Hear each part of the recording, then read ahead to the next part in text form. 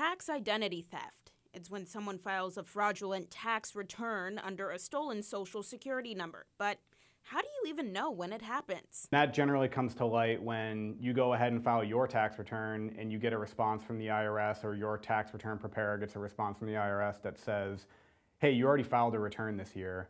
You can also come to know about it if you get a notice in the mail that you didn't pay tax on income from a company you never worked for. So how do the scammers do it?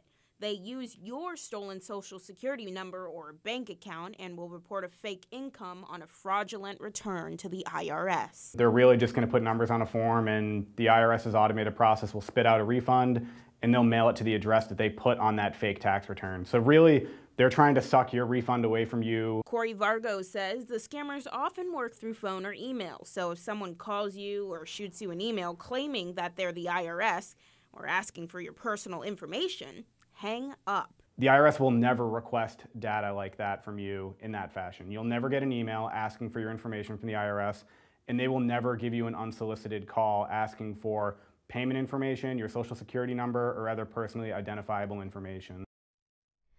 So, as promised, I have Cory Vargo with me, CPA, the star of the show.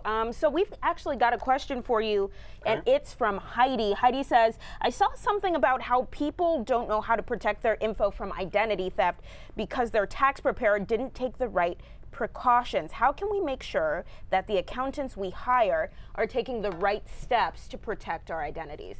Yeah, that's an important responsibility for a CPA, and I think you want to ask the question to make sure that they have steps that they take to protect your information, but also what you should do is make sure that when you're sending sensitive data to your CPA, that you do that in a secure fashion. If you're not handing paper documents, you need to be sending files encrypted, and your CPA should have a service to help you do that. Awesome. And then Anita asks, what should you do if you think that you're a victim of tax fraud? So if you got, say, that letter in the mail where it says, hey, you know, you've already submitted your refund, what are the steps that you take after that?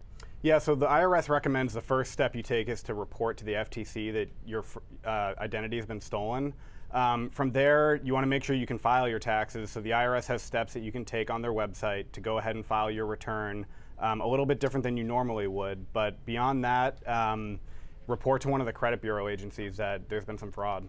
And then a question that I have is, these scammers, you said they use phone, they use email, but they also use things like iTunes gift cards. They're kind of all over the place in their strategies. That's right. Yeah, so if you get a phone call from someone pretending to be an IRS agent or someone who says they're an IRS agent, be skeptical from the very start, and if anyone ever asks you to pay your taxes using a gift card of any kind, or if anyone comes to you other than through a letter from the IRS asking you to pay cash, gift card, anything like that, asking for your bank information, be very skeptical.